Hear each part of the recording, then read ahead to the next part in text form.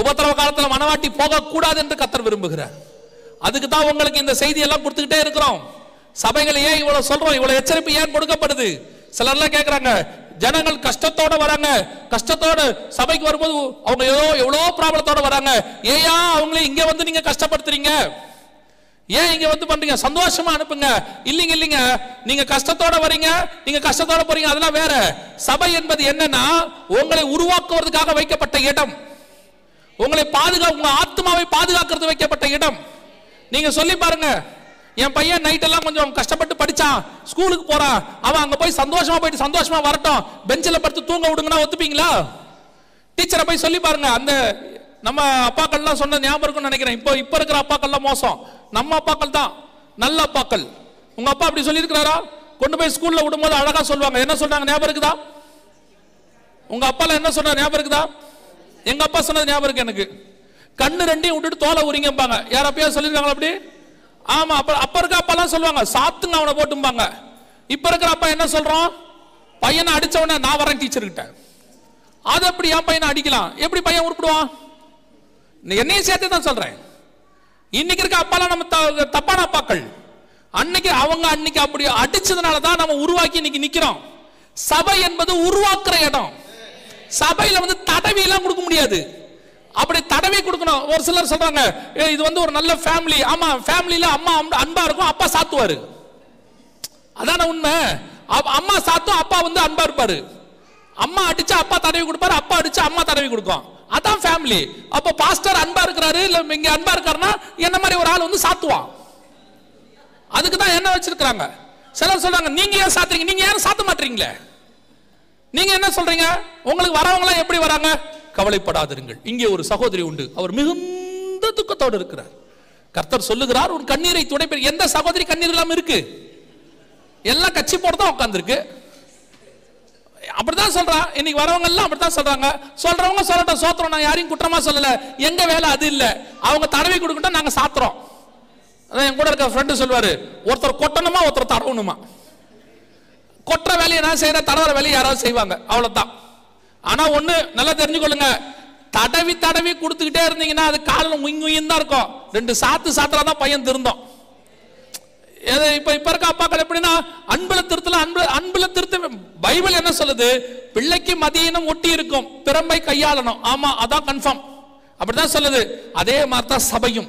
இங்கே வரும்போது நாம் மதியினமாய் வருவோம், பாவத்தோடு வருவோம், குறைவுகளோடு வருவோம், கர்த்தருக்கு பிரியமில்லாத காரியத்தோடு வருவோம். சபைங்கிறது பெர்ஃபெக்ட் பிளேஸ் கிடையாது. நிறைய பேர் சொல்றாங்க, சர்ச்சில் இப்படி நடக்கலாமா, அந்த சர்ச்சில் இப்படி எல்லாம் நடக்கலாமா, அவங்க போய் இப்படி எல்லாம் செய்றாங்களே. Church is not the perfect place. Church is the place to make perfection. இங்க வரவன் பாவியா தான் வருவான், இங்க வரவன் குறைவுள்ளவன தான் வருவான். இங்க போதிக்கிறவனும் அப்படித்தான் இருப்பான். அவனும் நிறைவாக வேண்டும், இருக்கிறவர்களை நிறைவாக்க வேண்டும். அதான் திருச்சபை. அதுக்கு தான் சர்ச்சை கொடுத்து வச்சிருக்கிறார் ஆண்டவர்.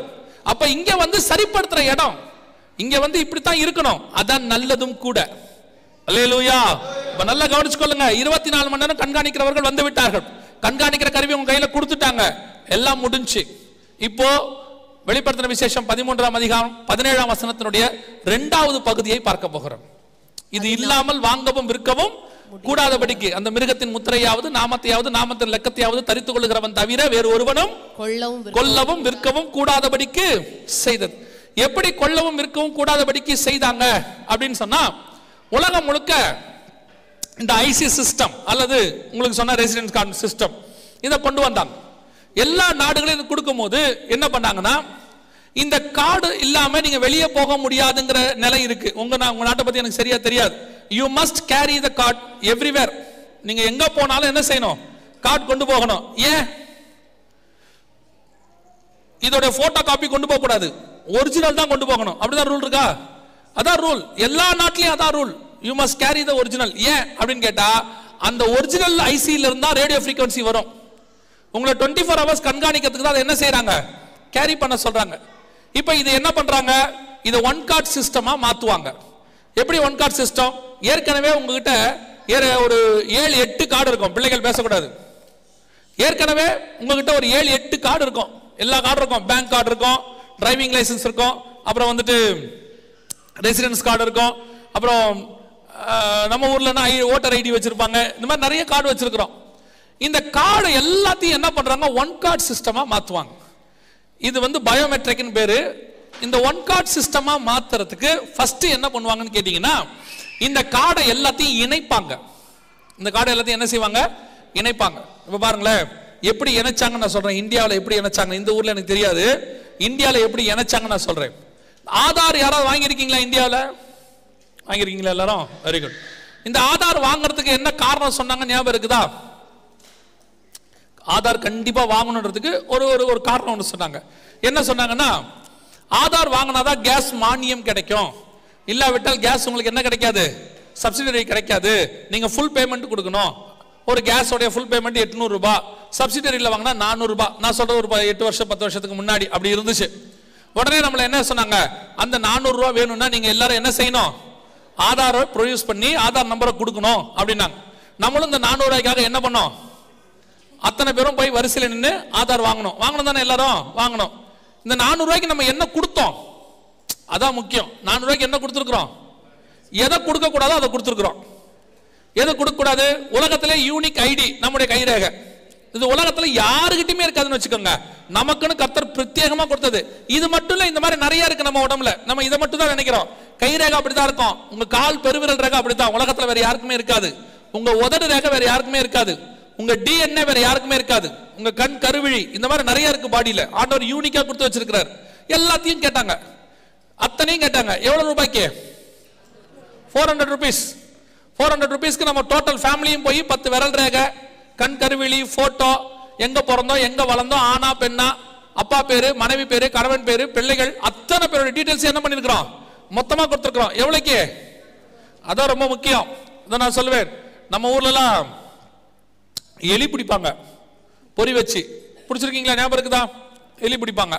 அது உள்ள என்ன பண்ணுவாங்கன்னு கேட்டீங்கன்னா, ஒரு சின்ன தேங்காய் பத்தையோ இல்லைன்னா வந்து ஒரு சின்ன கருவாடோ வைப்பாங்க. ஆமா தானே? ஆமா. அது எலி என்ன செய்யும், வந்து கடிச்சோடனே டோர் க்ளோஸ் ஆகிடும். டோர் க்ளோஸ் ஆன பிறகு மறுநாள் காலையில் பார்த்தீங்கன்னா போய் பார்த்தீங்கன்னா எலி நம்மளை பாவமாக பார்க்கும். ஒரு தேங்காய் பத்தைக்கு லைஃபே போச்சே அப்படின்ற மாதிரி பாவமாக பார்க்கும். அந்த தேங்காய் பத்தைக்கு பேர் தான் மானியம், சப்சிடரி. வச்ச ஆளுங்களுக்கு பேர் தான் கவர்மெண்ட், ஆன்டி கிரைஸ்ட் கவர்மெண்ட். கடிச்ச எலி யாரு? சும்மா சொல்லுங்க. நம்ம இல்ல, நம்மளை எலியோட கம்பேர் பண்ணிடாதீங்க.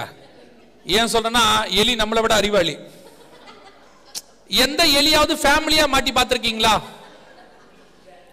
ஃபேமிலியா எலி தேங்காய் பத்தை கடிக்கிறதுக்கு 2 பிள்ளைகளையும் மனைவியும் கூட்டிட்டு வந்து தேங்காய் பத்தை கடிச்சு பார்த்திருக்கீங்களா? எலி சிங்கிளா தான் மாட்டோம். நம்ம எப்படி வாங்கணும் ரெசிடென்ட் கார்டு? ஃபேமிலியா போய், இல்ல ஆதார் வாங்கும்போது அப்படித்தான் வாங்கணும். எவ்வளவு கிடைக்கும்னா 400 ரூபாய் கிடைக்கும்.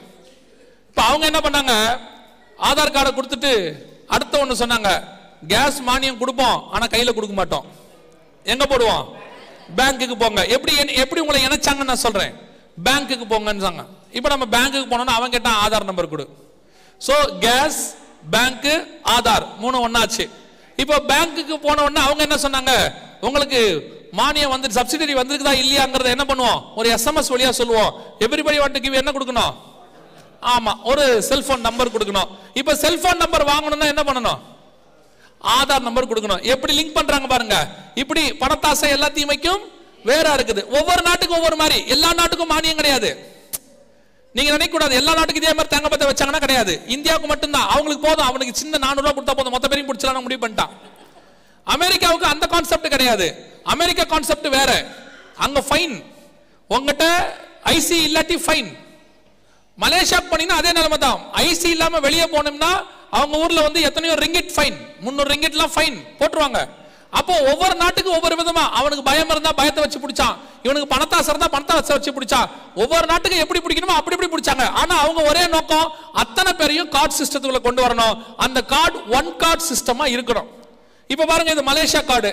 இந்த கார்டுல பாருங்க எல்லாமே ஒன் கார்டுல இருக்கும். இங்க பாருங்க, ஏடிஎம் இருக்கா? ஏடிஎம்னா உங்களோட பேங்க் கார்டு இதான் டிரைவிங் லைசென்ஸ்.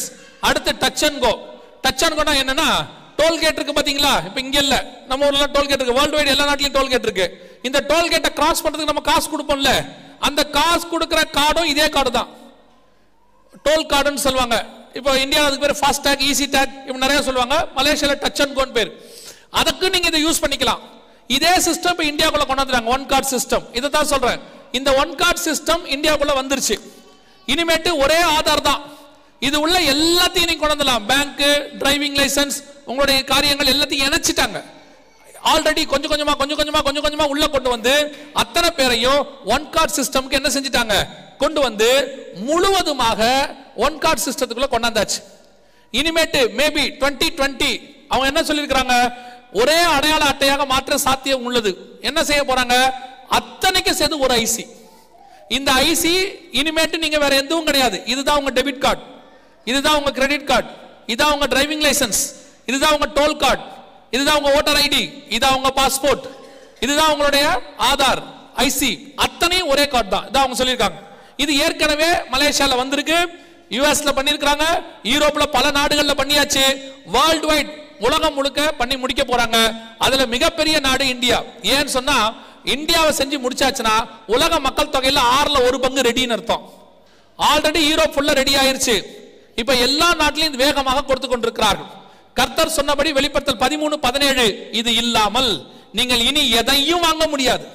பேங்க்குக்கு போக முடியாது, ஏடிஎம் எடுக்க முடியாது, டிரைவிங் லைசன்ஸ் கிடையாது, உங்களுக்கு மேரேஜ் ரெஜிஸ்டர் பண்ண முடியாது, கார் வாங்க முடியாது, வீடு வாங்க முடியாது, எதுவுமே வாங்க முடியாது. எதா இருந்தாலும் இதுதான். எந்த அளவுக்கு அவங்க போயிருக்கிறாங்க இது இல்லாமல் அப்படின்னு கேட்டா அனௌன்ஸ் பண்ணிருக்காங்க. இந்தியாவில் என்ன பண்ணிருக்காங்க, இனிமேட்டு டிராவல் பண்ணணும்னா, பிளைட்ல டிராவல் பண்ணனா, டிக்கெட் நீங்க பர்ச்சேஸ் பண்ணனா கண்டிப்பாக உங்களுக்கு என்ன வேணும், இது வேணும். இந்த ஆதார் நம்பர் கொடுத்தாதான் உங்களுக்கு பிளைட் டிக்கெட்டே கொடுக்க போறாங்க. இங்க இருக்கு பாருங்க,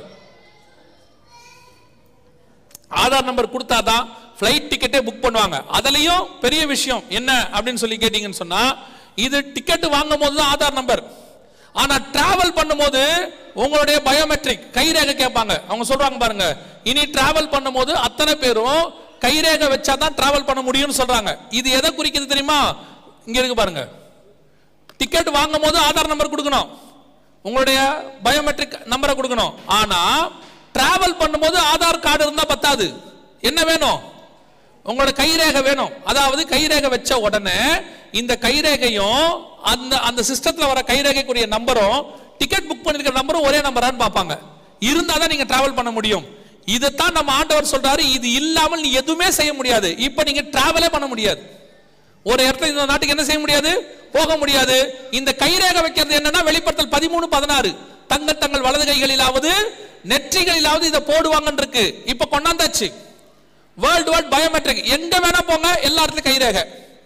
இமிகிரேஷனுக்கு போனா கைரேகை, அல்லது நீங்க ரேஷனுக்கு போனா கைரேகை, டிக்கெட் வாங்கினா கைரேகை, பேங்க்குக்கு போனா கைரேகை, எந்த கவர்மெண்ட்டுக்குள்ள நுழைஞ்சாலும் கைரேகை, எல்லா இடத்துலயும் பயோமெட்ரிக் ஐடி. இந்த ஒரு காலத்துல கைரேகை கை நாட்டு வச்சோம்னா படிக்காதவங்கன்னு அர்த்தம். இப்போ கைரேகை வச்சா தான் நீங்க படிச்சவர்னே அர்த்தம். உங்க சிக்னேச்சரை நம்ப மாட்டாங்க, உங்க நம்பரை நம்ப போறதில்ல, எதுவும் நம்ப போறதில்ல. Everybody must have the biometric ID. என்னது, உங்களுடைய கைரேகை வைக்கணும். வெளிப்படுத்தல் 13:16 உங்களை ரெடி பண்ணது இப்போ உலகம். இதெல்லாம் நம்ம கண்ணுக்கு முன்னாடி நடக்குது. இது பிளைட்ல போறதுக்கு. அடுத்து ட்ரெயின்ல போறதுனாலும் அதே சிஸ்டம் தான். ட்ரெயின்ல போறதுனாலும் இனிமேட்டு நம்பர் வேணும், இனிமேட்டு பயோமெட்ரிக் ஐடி வைக்கணும். ஒவ்வொரு டோலுக்கும் இனி வருது. இந்தியாவில் டிசம்பர் 1 இருந்து டோல்கேட்ல பணம் வாங்க போறது கிடையாது, அனௌன்ஸ் பண்ணிட்டாங்க. ஃப்ரம் டிசம்பர் 1 இருந்து டோல்கேட்ல என்ன வாங்க போறது இல்ல, பணம் கிடையாது. அத்தனை பேரும் கார்டு சிஸ்டம் தான், ஸ்வைப் பண்ணணும். எல்லா டோல்லையும் போட்டா all over India, from Kashmir to Kanniyakumari வரைக்கும். இனி இந்தியாவுக்குள்ள டிராவல் பண்ணணும்னா பயோமெட்ரிக் சிஸ்டம் இருந்தா தான் பண்ண முடியும், காசு இருந்தா பண்ண முடியாது. அடுத்த ஸ்டேஜுக்கு போயிட்டு இருக்கு வேர்ல்டு. எல்லா நாட்டிலையும் இது நடக்குது. You must carry the biometric ID, குறிப்பாக உங்களுடைய கார்டு சிஸ்டம். அத்தனை இலம் வெளிப்படுத்தல் 13:17 100% ஆம் என்றும் ஆமேன் என்றும் நிறைவேறி விட்டது. மிருகத்தின் முத்திரை, நாமம், இலக்கம் இல்லாமல் எதையும் வாங்க முடியாது, விற்க முடியாது. ஆண்டவர் சொன்ன தீர்க்க தரிசனம் துல்லியமா நிறைவேறிடுச்சு. இவ்வளவு விஷயத்தை நாங்க சொல்லும் போது சிலர் என்ன நினைக்கிறாங்கன்னா, நான் பயமுறுத்துறேன்னு நினைக்கிறாங்க. நிறைய பேர் என்ன சொல்றாங்க, ஒருத்தர் சொல்றாரு, பெரிய ஒரு ஊழியக்காரர் சொன்னார், எதுக்கு ஜனங்களை பயமுறுத்தணும், இயேசு வரார் அவ்வளவுதானே, அதை சொல்லிட்டு போலாமே, இதெல்லாம் ஏன் நடக்குது? ஆமாம், இயேசு வராருன்னு மட்டும் யோவான் சொன்னாங்கன்னு சொல்லியிருக்கலாம். நல்ல கனி கொடாத மரங்கள்லாம் வெட்டுண்டு அக்கினியில் போடப்படும் ஏன் சொல்லணும்?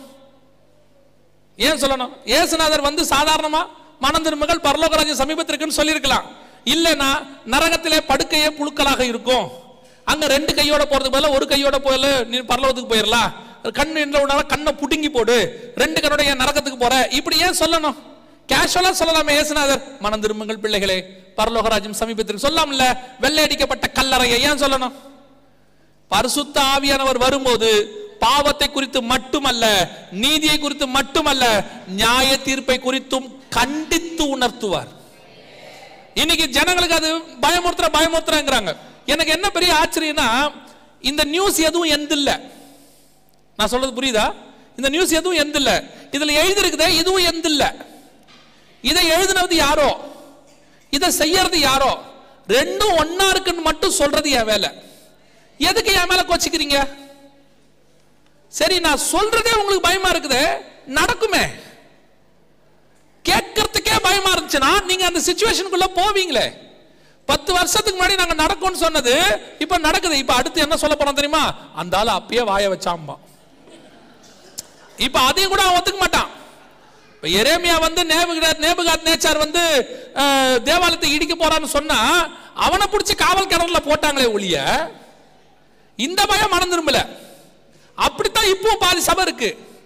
ஏன் நீங்க இதெல்லாம் சொல்லணும்? ஏன் பயமுறுத்தணும்? பயமுறுத்தலடா, இதான் உண்மை. நீ கேட்டாலும் கேட்காவிட்டாலும் இதான் நடக்க போகுது. கேட்கறதுக்கு கஷ்டப்பட்ட காதை முடிக்க, ஆனா நடக்கும். ஒரு சிஸ்டர் வந்து கூப்பிட்டு இருக்காங்க அவங்க கணவரை, இந்த மாதிரி எம்டி ஜெகன் மீட்டிங் நடக்குது வாங்க போலான்னு. இப்போ அவர் சொல்லியிருக்கிறார் நீ போ, நான் வரலன்னு. அவங்க கேட்டாங்க ஏன் வர மாட்டீங்க? அவர் சொன்னாராம், அதனால நல்லா தான் பேசுறான், ஆனா வீட்டுக்கு போகும்போது பயமுறுத்தி அனுப்புறான், நைட்ல தூக்கம் வர மாட்டேங்குதுன்னு. இதுல பயமுறுத்துறதுக்கு என்ன இருக்கு? நீங்க யோசிச்சு பாருங்க. விஷயம் இதுதான். நீங்க ஏற்றுக்கொண்டாலும் ஏற்றுக்கொள்ளாவிட்டாலும் இது நிச்சயம் நடக்கும். வரப்போகிறது உண்மை. என்ன முந்தி கொஞ்சம் தூரமா இருந்துச்சு, இப்ப வாசப்படிக்கு வந்துருச்சு. அதை சொல்ல வேண்டியதான் எங்க பொறுப்பு. எச்சரிப்பு கொடுக்கிறோம், காஷன் கொடுக்கிறோம். இதை கேட்டு மனம் திரும்பினா நல்லது. இல்லையா, நேத்து நான் உங்களுக்கு சொன்னேன், இன்னைக்கு ஆண்டவர் உறுதிப்படுத்தினார் எனக்கு. திருப்பியும் சொல்றேன், உங்களுக்கு இப்பொழுது சத்தியம் சொல்லப்படுகிறது. நான் போகிறேன், மந்தையை தப்ப விடாத ஓநாய்கள் வரும். இதே தேசத்துக்கு வரும், கள்ள உபதேசம் வரும், கள்ள போதகம் வரும், உங்களை ஏமாத்துகிறவர்கள் வருவார்கள். இதே உபதேசத்துக்கு ஆப்போசிட்டான உபதேசம் ஒண்ணு வரும். அதெல்லாம் கவலைப்படாதீங்க, வருகை இப்ப வராதுன்னு கூட சொல்லுவாங்க. நன்மையும் தீமையும் உங்களுக்கு முன்பாக கத்தர் வச்சிருக்கிறாரு. நீ மனம் திரும்புறது உன் கையில தான் இருக்கு. ஆண்டவர் சொல்லிட்டாரு, இதான் சத்தியம். ஏற்றுக்கொண்டு மனம் திரும்பினாலும் உங்களுக்கு நல்லது. நாங்க மஸ்கத்துக்கு வந்துட்டு உங்ககிட்ட 3 நாளா பேசுறோம். என் குடும்பத்தை பத்தியோ, என்னுடைய தேவைகளை பத்தியோ, என் குறைவுகளை பத்தியோ உங்ககிட்ட ஒரு வார்த்தை பேசல. கர்த்தருடைய கிருபையில இனி பேச போறதும் இல்லை. உங்களுக்கு என்ன தேவையோ அதான் சொல்லியிருக்கிறோம். உங்க ரத்த பலிக்கு நாங்கள் நீங்களாக இருக்கிறோம். சொல்ற சத்தியத்தை சொல்லியாச்சு. கேட்டு மனம் திரும்பினா நல்லது. நீங்க பயமா இருக்கு, இல்ல கஷ்டம், இப்படிலாம் நடக்காது. நான் எதுக்கு இவ்வளவு தூரம் சொன்னேன்னா, நாங்க சொல்லும் போது பயமுறுத்துறோம், நடக்காது இப்படி எல்லாம் சொன்னாங்க. இந்த இப்போ பத்திரிகைகள் எழுதுது, இங்க பாருங்க, இது எவ்வளவு எழுதிருக்கான் பாருங்க. நாங்க சொன்னது எவ்வளவு உண்மைன்னு சொல்லி ஆனந்த விகடன் பத்திரிகையில 3/5/2017 ஆதார் ஏன் அவசியமாகிறது அப்படிங்கிற தலைப்புல இந்த ஆதார் அட்டையினுடைய ஆபத்தை முழுக்க முழுக்க எழுதியிருக்கிறாங்க. இதனுடைய பிரச்சனை என்னன்னு சொல்லி நாங்க சொன்னா பயமுறுத்துறோம். இதை நாங்க இதெல்லாம் 2017 2008 இருந்து சொல்றோம். இப்படி ஒன்று வரப்போது ஆபத்து வருதுன்னு நாங்க சொன்னா பயமுறுத்துறோம். நீங்க ஆனந்த விகடன் பத்திரிகை சொல்றான், என்ன சொல்றாங்க கேளுங்க. ஆனந்த விகடன் பத்திரிகையில் அவங்க என்ன சொல்றாங்க பாருங்க.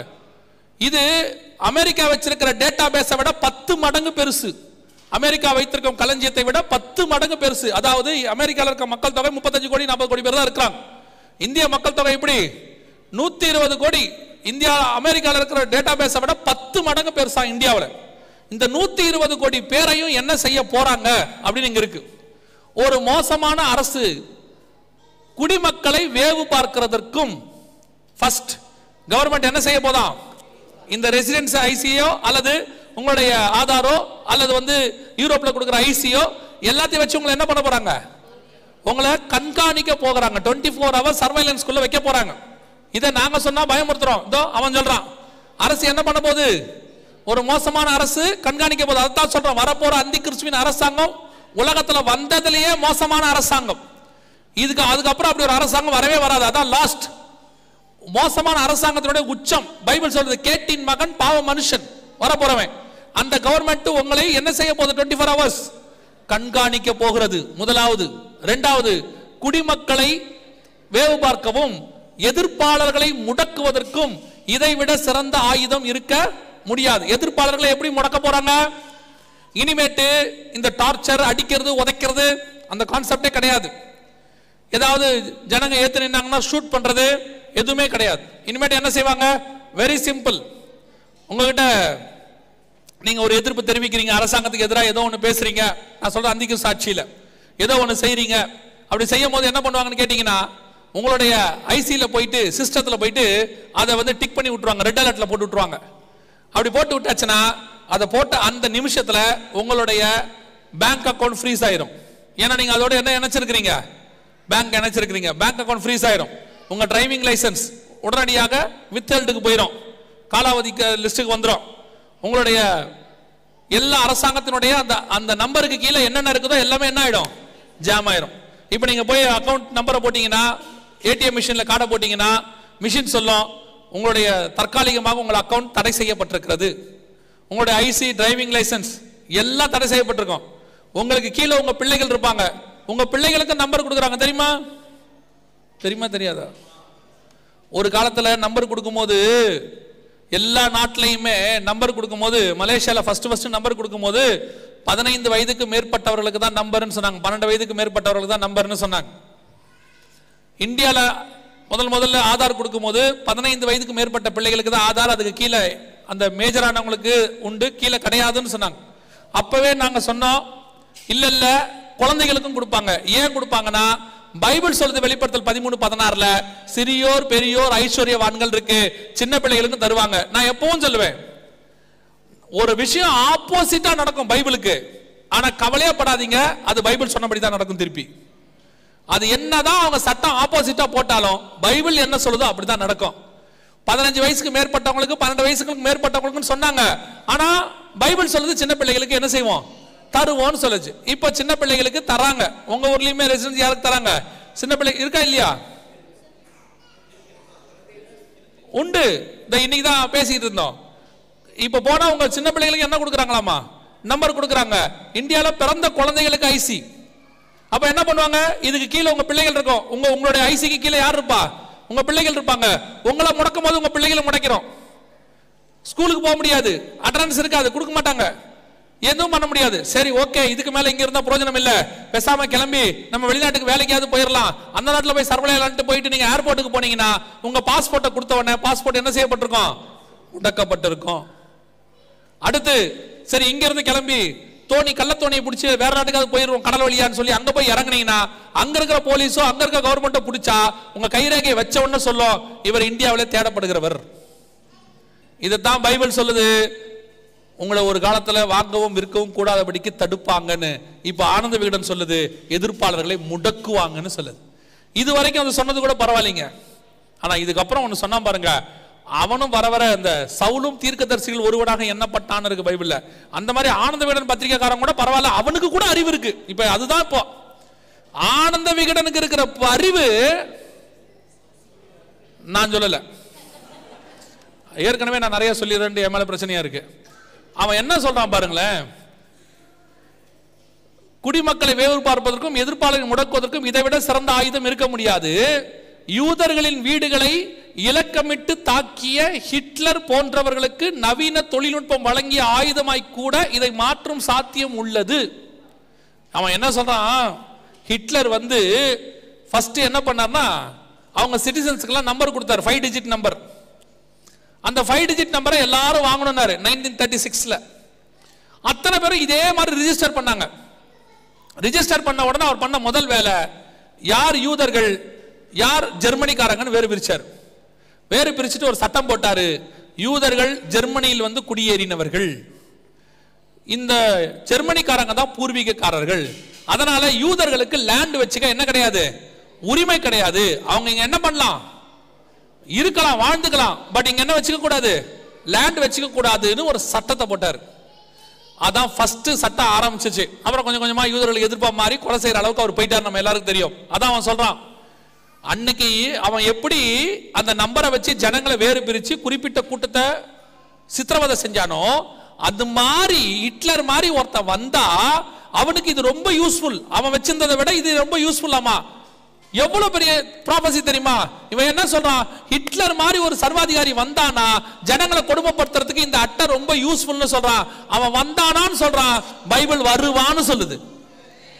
அவன் வந்து அசம்ஷன்ல சொல்றான், வந்தானா ஜனங்களை கொடுமைப்படுத்துறது ரொம்ப ஈஸி. என்ன பண்ணுவான், போயிட்டு சிஸ்டத்துல போயிட்டு யார் யாரெல்லாம் கிறிஸ்தவங்க யார் யாரெல்லாம் கிறிஸ்தவர்கள் அல்லாதவர்கள் ஒரு நிமிஷத்துல டேட்டாவை எடுத்துருவான். இப்ப ஆட்டோமேட்டிக்கா எதெல்லாம் சர்ச்சு எதெல்லாம் சர்ச்சு இல்ல எல்லா நாட்டிலையும் ஒரு வேலை பண்றாங்க தெரியுமா உங்களுக்கு? உங்களுக்கு தெரியுமான்னு தெரியாது, ஊழியக்காரங்களுக்கு தெரியும். எல்லா நாட்டிலையும் சர்ச்சஸ் எங்க இருக்கு, இண்டிபெண்டன்ட் சர்ச்சஸ் எங்க இருக்கு, எத்தனை பாஸ்டர்ஸ் இருக்கிறாங்க, எவ்வளவு விசுவாசி இருக்கிறாங்க, எல்லா கணக்கெடுப்பு நடத்திட்டாங்க. ஆல் ஓவர் த வேர்ல்டு நான் சொல்றேன். எல்லா நாடும் கீழே அந்த வேலையை செஞ்சுக்கிட்டு இருக்குது. இந்தியா உட்பட எல்லா நாட்டிலும் லிஸ்ட் எடுத்தாச்சு. நாளைக்கு ஆன்டி கிரைஸ்ட் ஐரோப்பால இருந்து வரும்போது இந்த டேட்டா பேஸ் மட்டும் அவன் கையில கிடைச்சா போதும், ஒரே ஒரு சிஸ்டத்துல உட்கார்ந்து நான் கிறிஸ்டியன்ஸ் கிறிஸ்டியன்ஸ் தட்டினானா யார் யாரெல்லாம் கிறிஸ்டியன்ஸ் மொத்தம் வந்துடும். இது வருகைக்கு அப்புறம் நல்லா தெரிஞ்சுக்கொள்ளுங்க. அப்ப வருகையில ஏற்கனவே எவ்வளவு பேர் போயிருப்பாங்க? 50% போயிருக்கோம். எந்த 50% போயிருக்கோம்? கிறிஸ்தவத்துல 50% இல்ல, சபையில 50%.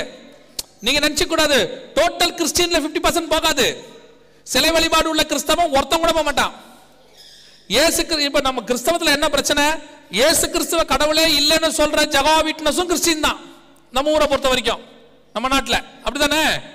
ஆமா, பிதாவாகிய தேவன் இல்ல ஒன்லி ஜீசஸ் கிரைஸ்ட் தாங்கிறவனும் கிறிஸ்டியன் தான். நமக்கு சிலை வழிபாடு பண்றவனும் கிறிஸ்டியன் தான். நமக்கு ஜெசுவைட் ஒரு பிரிவு இருக்கு. ஜெசுவைட் இல்ல, அதுக்கு வேற ஒரு பேர் இருக்குது, மார்மன்ஸ். அவன்லாம் வந்து டெட்லி அகைன்ஸ்ட் கிரைஸ்ட், அவனும் கிறிஸ்டியன். நமக்கு நீங்க கிறிஸ்துவ டினாமினேஷன் போட்டு பாருங்க, இவன்லாம் வருவான். அதனால இவன்லாம் 50% போக மாட்டான். யார் 50% போகும்? சபைக்குள்ள வந்து இப்ப உட்கார்ந்துருக்கீங்க, இவ்வளவு மழையில வந்திருக்கீங்கல்ல, இதுல 50% போகும். இப்ப உங்களுக்கு தேவை யார் அந்த 50%? யாருன்னு நீங்களே முடிவு பண்ணீங்க. அப்போ ஒரு கூட்டம் போயிடும், மிச்சம் இருக்கிற கிறிஸ்டியன்ஸ் அப்படியே டேட்டா பேஸ் எடுத்துருவான். சித்திரவதை செய்வார்கள். அன்னைக்கு யூதர்களை ஹிட்லர் செய்ததை விட மோசமா செய்வாங்கன்னு பத்திரிக்கை சொல்லுது. இதை நாங்க சொன்னா பயமுறுத்துறது.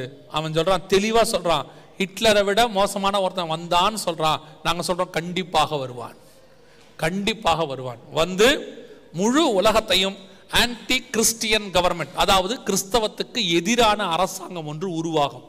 அந்த கிறிஸ்தவத்துக்கு எதிரான அரசாங்கம் ஒன்று வரும்பொழுது அதற்கு தலைவராக வருகிறவனுக்கு பேர் தான் ஆன்டி கிரைஸ்ட். கிறிஸ்தவத்துக்கு எதிரானவன் அர்த்தம், அவ்வளவுதான். கிறிஸ்தவத்துக்கு எதிராக இருக்கிறவன்லாம் யார் தான்? ஏன்னா பைபிள் சொல்லுது 2 தெசலோனிக்கேயர் 2:4 அவன் எதிர்த்து நிற்கிறவனாயும் கிறிஸ்துவையும் சபையையும் எதிர்க்கிற எல்லாருக்குள்ளையும் என்ன ஆவி இருக்கிறது? அந்தி கிறிஸ்துவின் ஆவி இருக்கிறது. இந்த அந்தி கிறிஸ்துவின் ஆவி இருக்கிறவன்லாம் அந்தி கிறிஸ்து இல்ல, ஆனால் அந்த ஆவிக்கென்றே ஒருத்தன் வருவான், அவன் தான் அந்தி கிறிஸ்து என்று வேதம் சொல்லுது.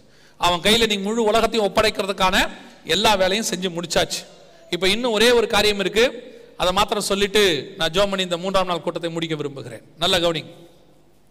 இந்த கார்டு சிஸ்டம் முடிஞ்சிருச்சு. கார்டு சிஸ்டம் என்ன ஆயிடுச்சு? முடிஞ்சிருச்சு. நீங்க நினைக்கிற மாதிரி இவ்வளவு நேரம் நான் சொன்னது எல்லாமே இன்னும் 1 வருஷம் தாங்கினா பெரிய விஷயம். இந்த கார்டு சிஸ்டத்தை வேர்ல்டு ஃபுல்லா ஒழிச்சுக்கிட்டே வராங்க. பயோமெட்ரிக் சிஸ்டம்னு வேற ஒண்ணுக்குள்ள போறாங்க. என்ன சிஸ்டம்?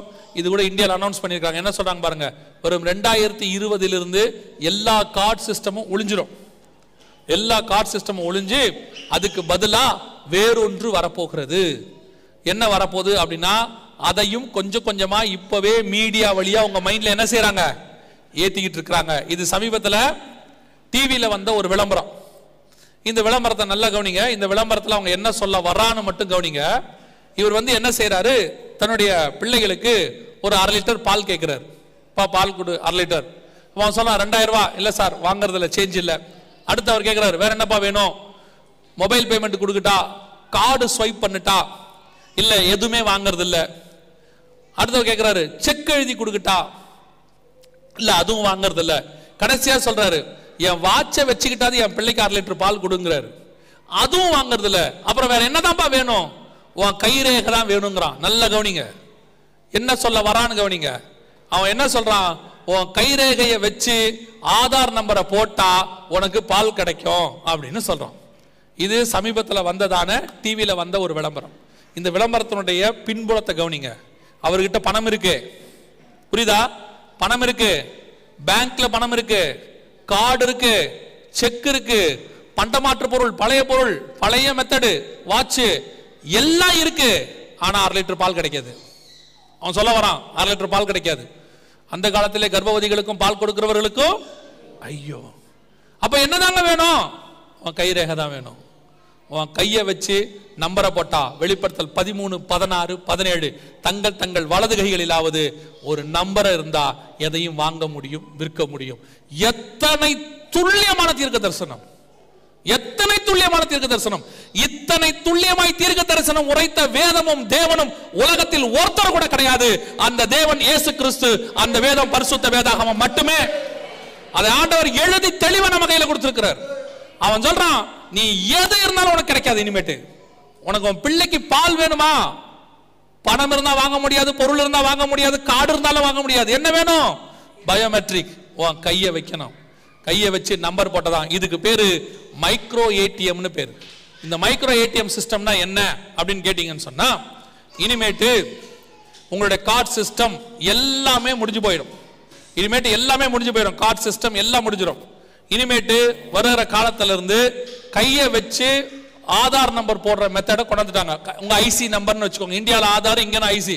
கைரேகையை வச்சு உங்களுடைய நம்பரை போட்டா மட்டும்தான் உங்களுக்கு கிடைக்கும். இனிமேட்டு கார்டு கிடையாது, எதுவுமே கிடையாது. இந்த சிஸ்டம் இப்போ வேர்ல்டு வைட் எல்லா நாட்டிலையும் கொண்டாந்தாச்சு. ஆல்ரெடி இருக்கு.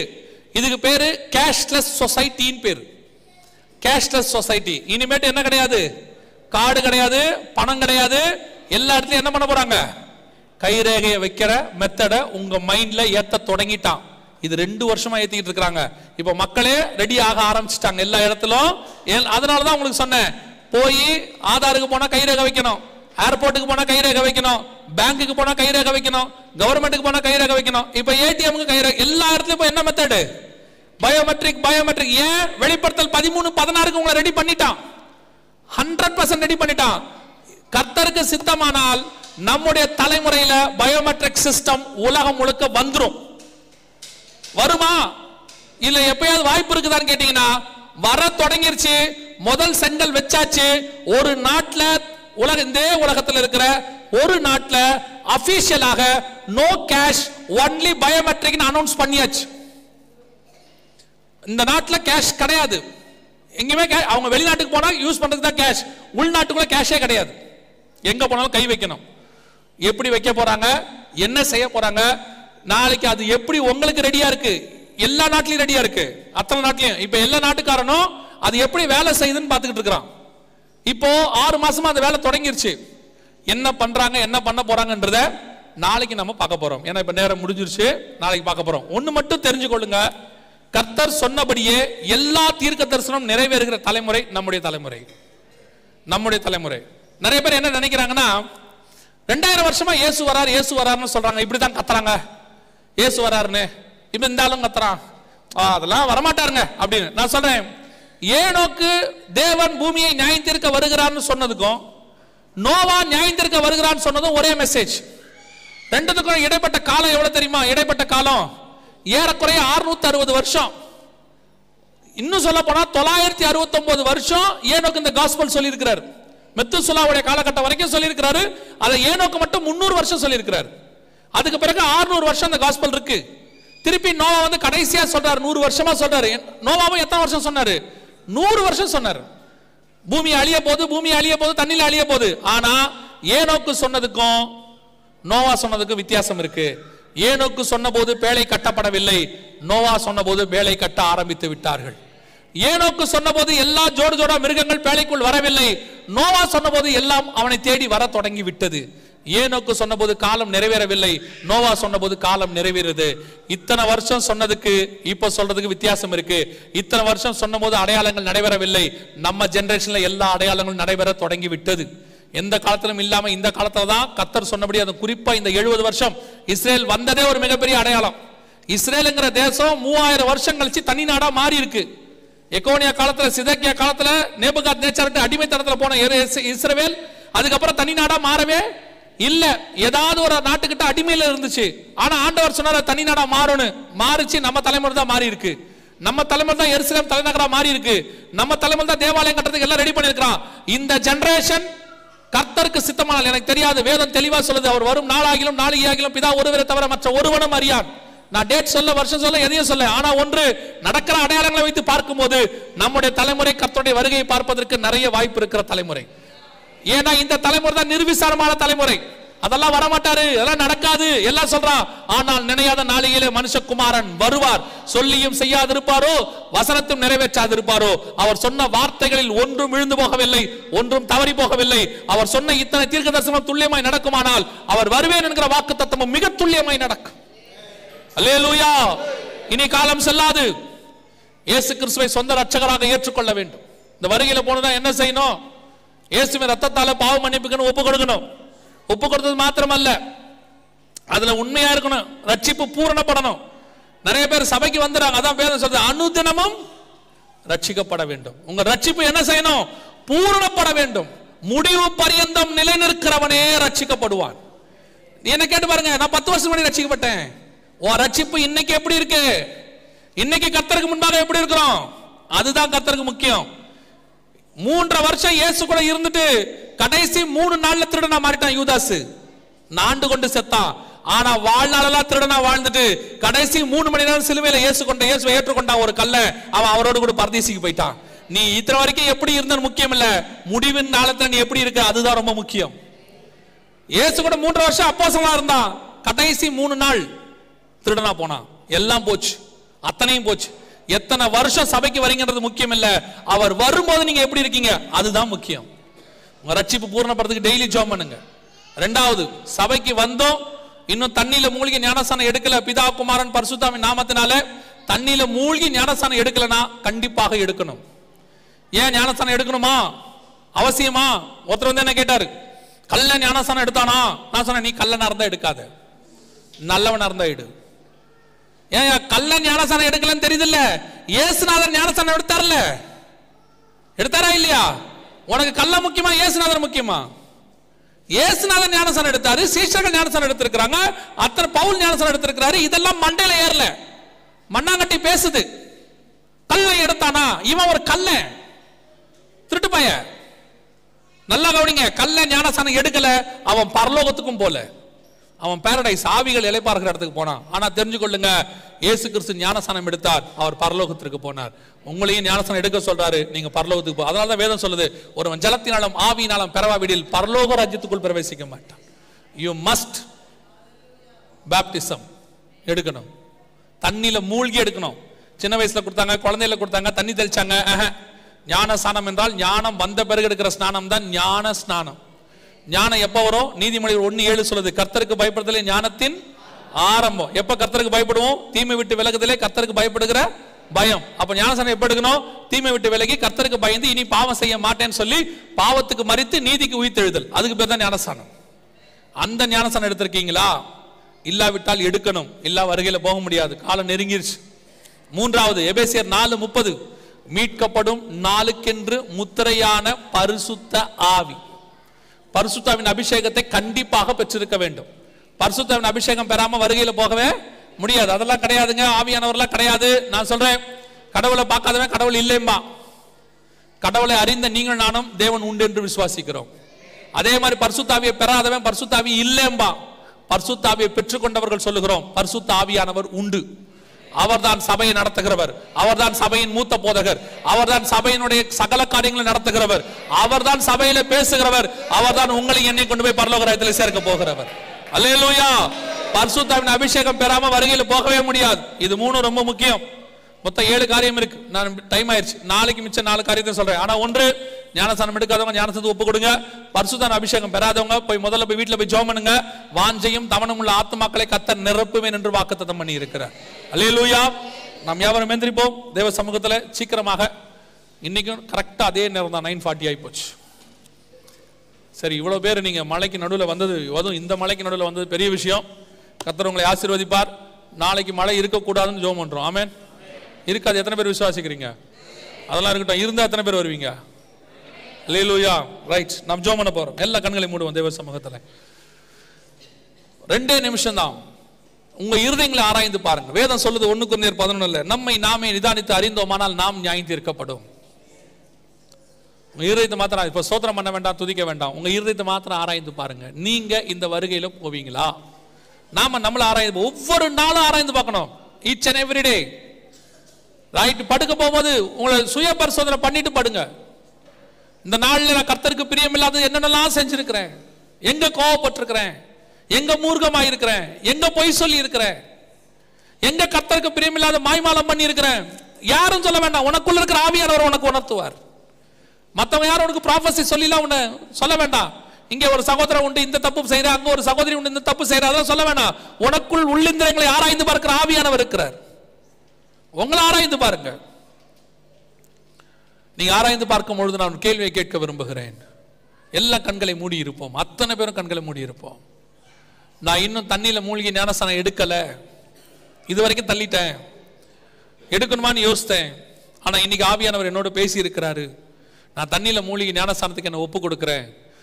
அப்படி சொல்றவங்க இருந்தா உங்க வலது கரத்தை உயர்த்துங்க, உங்களுக்காக நாங்கள் ஜெபிக்க போகிறோம். ஞானஸ்தானத்துக்கு ஒப்பு கொடுக்குறவங்க, தண்ணியில மூழ்கி ஞானஸ்தானத்துக்கு ஒப்பு கொடுக்குறவங்க யாராவது இருக்கிறீங்களா? உங்க வலது கரத்தை உயர்த்துங்க, நான் உங்களுக்காக ஜெபிக்க விரும்புகிறேன். இது வரைக்கும் நான் தண்ணியில மூழ்கி எடுக்கல, நான் எடுக்க விரும்புகிறேன். யாராவது இருக்கிறீங்களா? சரி, நாம் எல்லாம் ஜெபம் பண்ண போகிறோம். எல்லாரும் கண்களை மூடுவோம் தேவ சமூகத்தில். இப்போ நாம் எல்லாம் ஒருமனப்பட்டு ஜெபம் பண்ண போகிறோம். நீங்கள் ஆண்டவர் உங்க கூட பேசி இருப்பாரானால், நான் அந்த வருகையில் பிரவேசிக்கணும், கைவிடப்பட்ட கூட்டத்தில் நானோ என் குடும்பமோ இருக்கக்கூடாது, எடுத்துக்கொள்ளப்படுகிற கூட்டத்தில் நான் காணப்பட வேண்டும், எங்களுக்குள்ள இருக்கிற பலகீனங்கள் எங்களை இழுத்து விடக்கூடாது, உலகத்தின் ஆசைகள் எங்களை இழுத்து விடக்கூடாது, உலகத்தின் மேன்மைகள் எங்களை இழுத்து விடக்கூடாது. சிலுவை என் முன்னே, உலகம் என் பின்னே. நான் அப்படி தீர்மானிக்கிறேன். வருகை மிக சமீபம்னு எனக்கு தெரிஞ்சிருச்சு. நான் அந்த அந்த எடுத்துக்கொள்ளப்படுகிற கூட்டத்தில் நான் இருக்கணும். அப்படி தீர்மானம் சென்றவங்க எல்லாரும் கரங்களை ஆண்டவருக்கு நேராக உயர்த்தி ஆண்டவர்கிட்ட சொல்லுங்க, ஆண்டவரே நீர் வரும்பொழுது நான் இந்த வருகையில் பிரவேசிக்க வேண்டும். ஆண்டவரே, கைவிடப்பட்ட கூட்டத்தில் நானும் என் குடும்பமும் இருக்கக்கூடாது. இப்போ ஒப்பு கொடுத்து ஜெபம் பண்ணுவோமா? சர்வ வல்லமையுள்ள எங்கள் தகப்பனே, எங்களை நம்பி ஒப்பு கொடுக்கப்பட்ட இந்த மகா மேன்மையான ரட்சிப்புக்காக உமக்கு ஸ்தோத்திரம். ஆண்டவரே, அந்த இமை பொழுதை, அந்த நிமிஷத்தை, மர்மமாகிற தருணத்தை, எங்களை நம்பி கொடுத்திருக்கிற அந்த காரியத்தை நாங்கள் இழந்து போகக்கூடாது. ஆண்டவரே, நீர் வரும்பொழுது என்னை நம்பி கொடுத்த குடும்பம், என் பிள்ளைகள், என்னை நம்பி கொடுத்த திருச்சபை, எங்களை நம்பி கொடுத்த ஆத்துமாக்கள் அத்தனையும் பத்திரமாய் கொண்டு உங்களுடைய சமூகத்தில் சேர்க்க எனக்கு கிருபை பாராட்டுங்கப்பா. ஒப்பு கொடுத்து ஜெபம் பண்ணுவோம். உங்களுடைய சமூகத்தில் கொண்டு வந்து சேர்க்க கிருபை பாராட்டு.